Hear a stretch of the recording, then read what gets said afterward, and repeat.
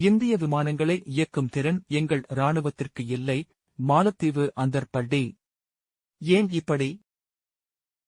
மாலத்தீவில் இருந்து இந்திய இராணுவம் முழுமையாக வெளியேறி சில நாட்கள் ஆகியுள்ள நிலையில் இந்தியா வழங்கிய 3 விமானங்களை இயக்கும் திறன் கொண்ட விமானிகள் மாலத்தீவு இராணுவத்திடம் இல்லை என்பதை அந்நாட்டின் பாதுகாப்பு அமைச்சர் காசன் மௌமூன் ஒப்புக்கொண்டுள்ளார். இந்தியாவுக்கும் மாலத்தீவுக்கும் இடையே கடந்த சில காலமாக மோதல் போக்கு நிலவி வருவது அனைவருக்கும் தெரியும். மாலத்தீவில் உள்ள இந்திய இராணுவம் முழுமையாக வெளியேற வேண்டும் என்பதை அந்நாட்டின் அதிபர் முய்சு தொடர்ந்து வலியுறுத்தி வந்தார். இந்தச் சூழலில் தான் மாலத்தீவில் இருந்த அனைத்து இந்திய இராணுவத்தினரும் சமீபத்தில் வெளியேறினர். இது தொடர்பாக விளக்க மாலத்தீவு அதிபர் அலுவலகத்தில் அந்நாட்டின் பாதுகாப்பு அமைச்சர் காசன் மௌமூன் செய்தியாளர்களை சந்தித்தார். அப்போது பேசும்போது அவர் இந்தியா வழங்கிய விமானங்களை இயக்கும் திறன் மாலத்தீவு இராணுவத்திடம் இல்லை என்பதை ஒப்புக்கொண்டார்.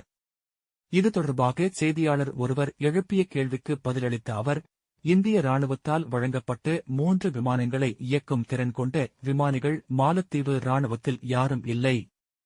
சில வீரர்கள் இந்திய விமானத்தை இயக்கும் பயிற்சியை தொடங்கியிருந்தனர்.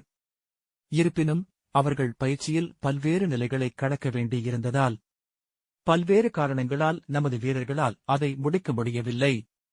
இதனால் இந்திய விமானங்களை இயக்கும் லைசென்ஸ் மாலத்தீவு இராணுவத்தில் யாருக்கும் இல்லை என்று அவர் தெரிவித்தார். மாலத்தீவு அதிபராக எப்போது முர்சு அதிபராக பதவியேற்றாரோ அப்போது முதலே இரு தரப்பிற்கும் இடையே மோதல்தான். தீவுகள் கூட்டமான மாலத்தீவில் ஒரு தீவில் யாருக்காவது உடல்நிலை பாதிப்பு ஏற்பட்டால் அவர்களை எளிதாக மருத்துவமனைக்கு அழைத்துச் செல்லவே இந்த விமானங்களை இந்தியா வழங்கியிருந்தது. அதை ஆபரேட் செய்ய இந்திய இராணுவத்தினர் சுமார் 75 பேர் மாலத்தீவில் இருந்தனர். மோதல் போக்கு. இருப்பினும் சீன ஆதரவு நிலைப்பாடு கொண்ட முய்சு எப்போது அதிபராக பதவியேற்றாரோ அப்போது முதலே இந்திய இராணுவம் அங்கிருந்து வெளியேற வேண்டும் என்பதை வலியுறுத்தினார். அங்கு மொத்தம் 3 இராணுவ தளங்கள் உள்ள நிலையில் அனைத்து வீரர்களும் மே 10ஆம் தேதிக்குள் வெளியேற வேண்டும் முய்சு கேட்டுக் கொண்டார். இதையடுத்து இந்திய இராணுவமும் அனைத்து வீரர்களையும் வாபஸ் பெற்றுவிட்டது.